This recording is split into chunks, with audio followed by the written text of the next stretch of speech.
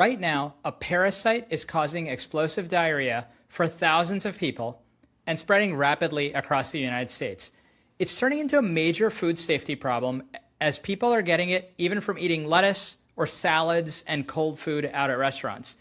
These parasite infections have now rapidly spread across 31 states, and the people most likely to land in a hospital bed are older adults, people who are over 65. Out of concern for people's health and safety, I did hours of research and made this video to help keep you and your loved ones safe. And I learned several interesting things that I will get into in this video. The reason this outbreak may be far bigger than the official account admits may trace back to a quiet decision made inside a government office in 2025. And there is one common and inexpensive antibiotic that can clear it in about a week. There's also a whole industry of parasite cleanse remedies that clears nothing but your wallet, and I'm going to show you exactly which is which. And the entire science of catching parasites like this one, it began all the way in the 1600s when a curious man in Holland pointed a homemade lens at his own diarrhea and saw something swimming. Stay with me here because after this video, you're going to walk away knowing way more about this outbreak than most people know even at your doctor's office. And I mean that literally, because this parasite is famous for slipping past the standard tests. I'm Neal K. Shah, a Johns Hopkins and NIH-funded caregiving researcher and the CEO of CareYaya. I've helped thousands of families navigate aging, dementia, and serious illness. I'm not a clinician, but a leading researcher and innovator in caregiving. And when a foodborne outbreak like this hits that quietly targets the exact people we care for, older adults, the frail, the immunocompromised, it lands squarely in my world. So here's my promise to you. By the end of this video, you'll know what this parasite actually is and the genuinely bizarre reason it can't spread from person to person, the warning signs that separate it from ordinary food poisoning, who in your family is truly at risk, the one treatment that works and 4 that don't, the truth about natural antiparasitics, and, graded honestly, and the uncomfortable question of why now, that I'll hand you straight without bias. If you have an older parent, a spouse, or a neighbor who eats salad or even cold food, please do one thing for me right now. Share this video with them. It could keep someone you love out of the emergency room this summer. So let's get into it.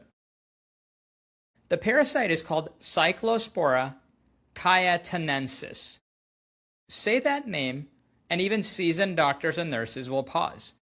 It's a single-cell coccidian parasite, a distant cousin of a bug that causes illness in chickens, and of Cryptosporidium, the one that shut down Milwaukee's water supply back in the 1990s. By the way, I had to look up how to pronounce some of these words. So, now the strange part here.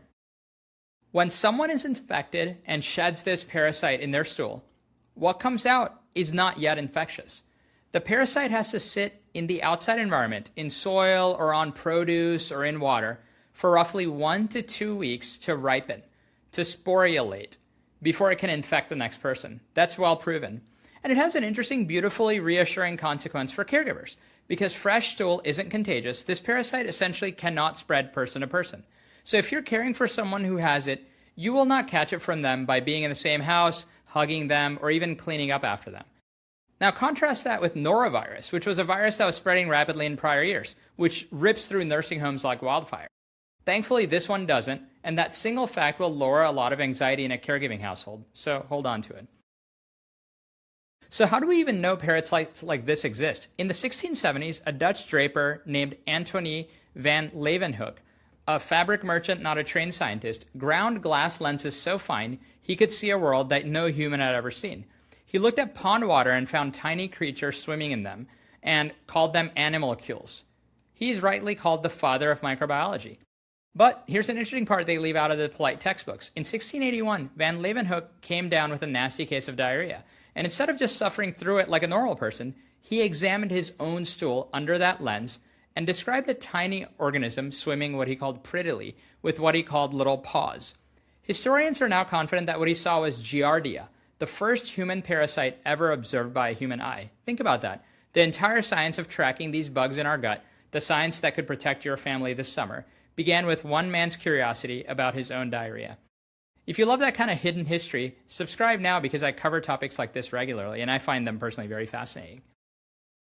Cyclospora itself is a much newer discovery. It wasn't formally described in people until 1979 and wasn't even named until the 1990s. And I'll come back to how it got its name because there's an interesting Johns Hopkins connection and a genuine medical mystery attached to it. But first, what is this thing actually doing across 31 states right now? I think this is one of the most shocking parts.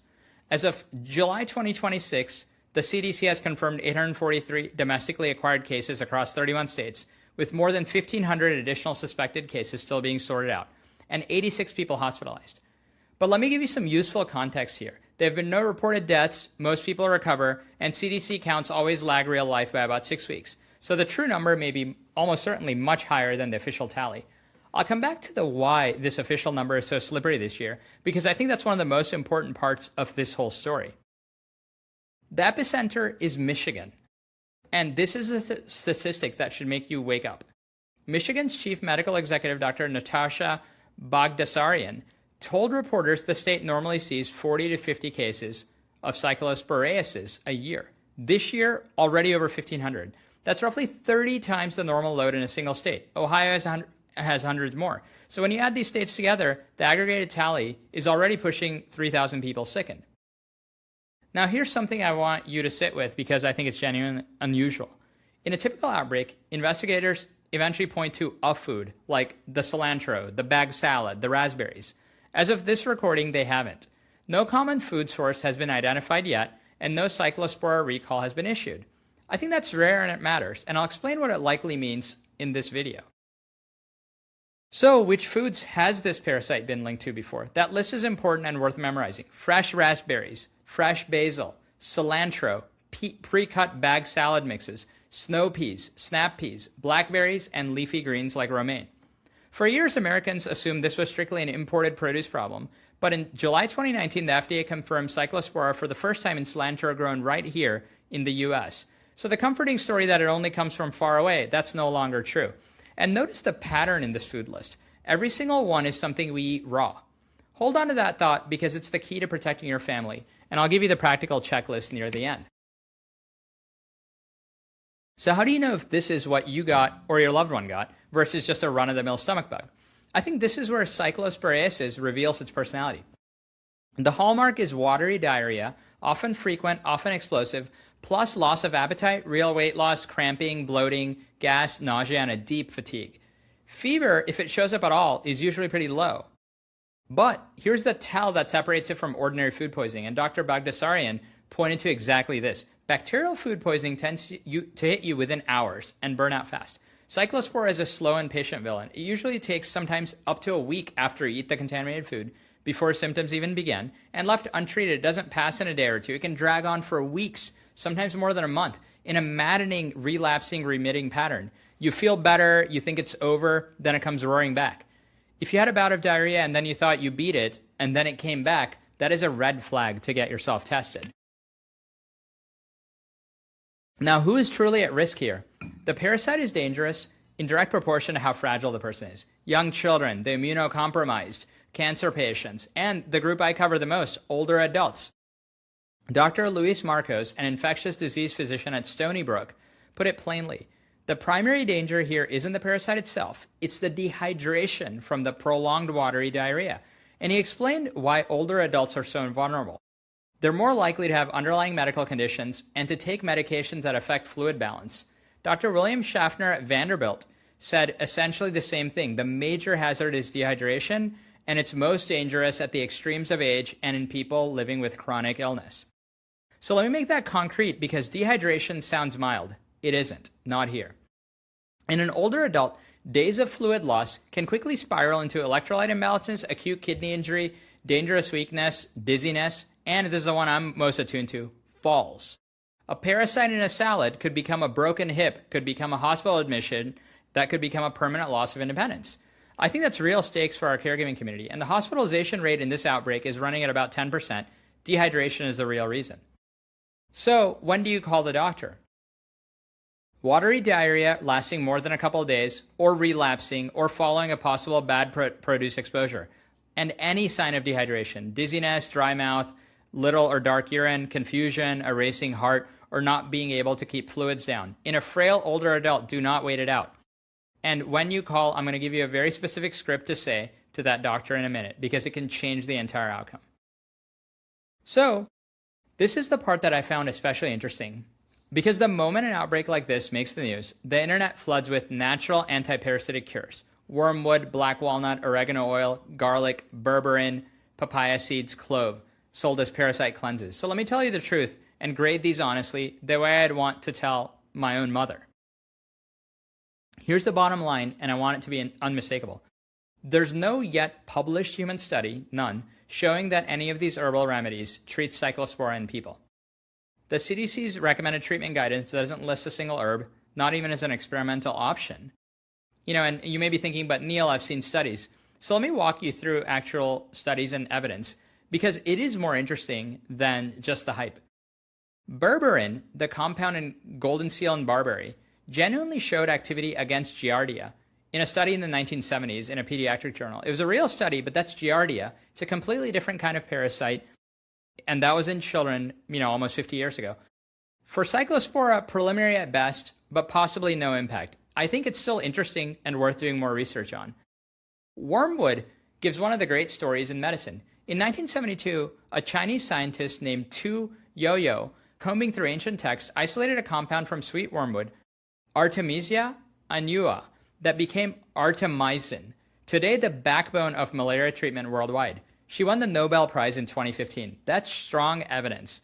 But for malaria caused by Plasmodium, and using a purified concentrated drug in combination therapy, not wormwood tea and not against Cyclospora. Nonetheless, I still think it's an interesting concept that merits research. Some of these herbs like artemisinin, berberine, garlic, oregano oil have shown activity against Eimeria, the parasite that caused coccidiosis in poultry. And Eimeria is Cyclospora's closest relative, so close that scientists actually use it as a laboratory stand-in for Cyclospora. So the herb sellers could be potentially right, but every one of those studies is in a test tube or in animals like chickens, pigs, cell cultures, in vitro, in vivo, and livestock. So I would grade the value of these as preliminary, and only in surrogates. Not one has yet been shown to cure a human being of Cyclosporiasis. And here's why I think this can potentially hurt someone you love. The danger of Cyclosporiasis in an older adult is dehydration. So if a frail 80-year-old skips the proven antibiotic and drinks bitter herbal tinctures for 3 weeks while the watery diarrhea grinds on, they aren't doing something neutral, but they could be running straight towards the exact complications I warned about. Dehydration, kidney injury, a fall. Those things can land people in the hospital. Meanwhile, on a positive side, there is a proven treatment that's cheap and a decades-old antibiotic that usually works within a couple days. Hydration, I think, genuinely matters. Fluids and electrolytes, that part of folk wisdom is right. But a parasite cleanse is not a guaranteed treatment, and it's a substitute for the thing that actually works, and for our caregiving community, that substitution can be dangerous. If you find this content helpful, please subscribe because detailed answers are the whole point. And share this segment specifically with anyone in your life, who's thinking through, what type of ways to deal with this. So what actually does work? The proven treatment is an antibiotic called trimethoprim sulfamethoxidil. You may know it by the brand Bactrim or even Septra. For a typical adult, that's usually one double-strength tablet twice a day for 7 days, sometimes up to 10 days. The efficacy is strong. It's been the standard for 30 years, and most people with healthy immune systems feel dramatically better within a few days. It's inexpensive, it's on every pharmacy shelf, and it works. But 2 honest caveats here. First, if you're allergic to sulfa drugs, and many people are, the CDC is blunt. No highly effective alternative has been yet proven. Ciprofloxacin is a reasonable second choice, but less effective as it has moderate evidence. Nitazoxanide is used when sulfa isn't an option, but it's supported mostly by scattered case reports. So a sulfa allergy is a real conversation to have with your doctor. Second, never reach for over-the-counter antidiarrheal medicines without asking first, because they can actually trap the parasite in you and prolong the illness. Now, the part that could genuinely change an outcome in your family. And it's what I meant when I said doctors often can't see this thing. Cyclospora is notorious for slipping past standard testing. A routine stool test frequently misses it. Several of the common lab panels don't even look for it. And because the parasite is shed intermittently, a single stool sample can come back clean, even when someone's infected. They may need to submit samples on different days. So here's your script and the specific words to say to your doctor. Don't just say, having diarrhea. Say, given the current Cyclospora outbreak, can we specifically test for Cyclospora using a modified acid-fast strain or a stool PCR panel that includes it? I just think that one sentence tells the doctor to order the right test instead of the default one. In a 2013 outbreak, one of the modern molecular panels flagged Cyclospora for a full week before conventional methods caught it. A week in a dehydrating family member can mean everything. So write that sentence down, put it on the fridge, whatever you have to. Now let's talk prevention. I have to start by demolishing a comfortable myth because I'd rather you have the truth. Many of you are just thinking, oh, I'll just wash everything really well. Sadly, I wish that were important enough, and it's not. What's important here is Cyclospora oocysts cling tightly to produce surfaces, and they're especially good at hiding in little crevices of things like bumpy fruit, raspberries, etc. Washing reduces the parasite, but it does not reliably remove it. Interestingly, chlorine and the usual sanitizers don't kill it either. So the produce wash, you trust it may be helpful, but it's not completely protective. And it brings me to the interesting history of these findings. In the spring of 1996, North America was hit by the largest Cyclosporiasis outbreak ever reported. Back then, nearly 1,465 confirmed cases across the US and Canada. Investigators first blamed California strawberries. The strawberry industry took a devastating and completely undeserved hit before scientists cracked the case. It was really coming from imported Guatemalan raspberries. The parasite had been riding in on imported berries all along. The FDA eventually banned fresh Guatemalan raspberry imports in 1998. That 1996 raspberry mystery is why we know raspberries are such a stubborn carrier, and why just wash it was never going to be the whole answer. So history, once again, could be a good guiding manual for right now. So what may actually protect your family? Cooking. Cooking is your best friend. Heat kills the parasite, so leafy greens and herbs are the safest cooked. During an active outbreak like this one, favor whole heads of lettuce over pre-washed bagged mixes and discard the outer 2 or 3 leaves. Wash produce under running water anyway, it still helps. Sanitize your cutting boards and counters. Wash your hands before and after handling produce. And one more for the travelers in the audience. This parasite is endemic in parts of Latin America and South Asia. Guatemala, Peru, Mexico, even Nepal. In fact, about a third of US cases historically involve international travel in 2 weeks prior to symptoms. In those regions, avoid untreated water and raw produce completely. And remember, chlorine won't save you. So bottled water or filtered water is the rule. The question all of this begs is why now? Why are we having this outbreak? And I'm going to hand you the documented facts, let the experts speak from every side, and then tell you honestly where this certainty ends. And this isn't a political question for me. This is a caregiving question. So here are the facts. In mid-2025, the CDC scaled back its foodborne surveillance network called FoodNet and made Cyclospora reporting optional, reducing the pathogens it actively tracks down to just essentially 2, Salmonella and E. coli, citing funding. Over the same period, federal food safety agencies saw significant staffing reductions and some layoffs that were later reversed. A key FSMA food traceability rule, one designed to help investigators trace a contaminated food back to its source fast, was postponed by about 30 months. And the FDA's foreign food facility inspections hit a historic low in 2025. These are documented facts, not political opinions. Now, the experts from different corners. Donald Schaffner, a food microbiologist at Rutgers, was asked directly whether the cuts caused this outbreak. His honest answer was, it's unclear, but could we have learned earlier? Could we be finding out more? On the other side, a CDC branch chief, Dr. Diana Blau, said there's been no difference in how Cyclosporiasis cases are handled at the agency recently. A former 30-year CDC veteran compared losing behind-the-scenes support staff to a smartphone that looks fine on the outside but has lost its operating system. A consumer safety advocate used the word collapse. And the administration's official position is that the cuts targeted administrative and bureaucratic roles, not frontline inspectors. So, where does that leave us honestly? I think no one has proven that any of these changes caused or worsened this specific outbreak. But what we can fairly say is narrower and I think more useful. When you track fewer pathogens and trace food more slowly, outbreaks may be spotted later or counted less thoroughly. Remember how I said the official number is slippery and no food source has been identified? That's the connection worth making here, and I think that's a capacity question. When you make a parasite optional to report, you partly blind yourself to how big it could be and how big this outbreak really is. I think that's a sober, nonpartisan reading here. And it's exactly why you knowing what to ask your doctors matters more this year, not less. So let me now bring this home for the people actually doing the caregiving. Here's your checklist and what could be very practically beneficial. 1. Dehydration is the enemy. Watch for dizziness, dry mouth, dark or scant urine, confusion and weakness, and push fluids and electrolytes.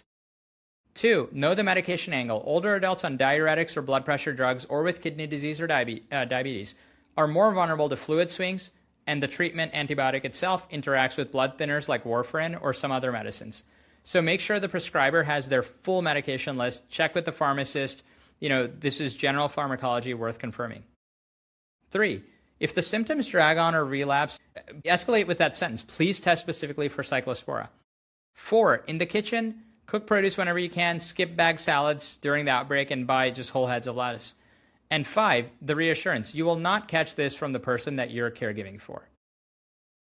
Also, here are the free resources and write them down. The CDC's website and FDA's outbreak pages. Follow those for the latest verified numbers. Foodsafety.gov for recalls. Dial 211 for local help with food and daily needs. And the elder care locator, 1-800-677-1116, which has connected families to local aging services since the 90s, fields about 400,000 requests a year. They'll link you to meals, in-home help, caregiver support in your local community. Also, your local area agency on aging can do the same. I want to leave you with one image. 340 years ago, a curious man in Holland looked at the smallest, most private, most unglamorous part of being human, and by paying honest attention, he opened a door to understanding that is protecting your family this very summer. That's the whole job, really. Just pay honest attention, ask the questions, keep water and fluids close, and check on the people who might be too proud or too tired to check on themselves. Check on your loved ones. If this helped you, do 2 things that'll keep this work alive. Subscribe so other families can benefit from these briefings, and share this with one person who eats salad and who would never think a raspberry could send them to the hospital. That share might be the real reason that they stay home this summer instead of in a hospital bed. I'm Neal K. Shah. Take care of yourself, take care of your family, take care of your loved ones, and I'll see you in the next one.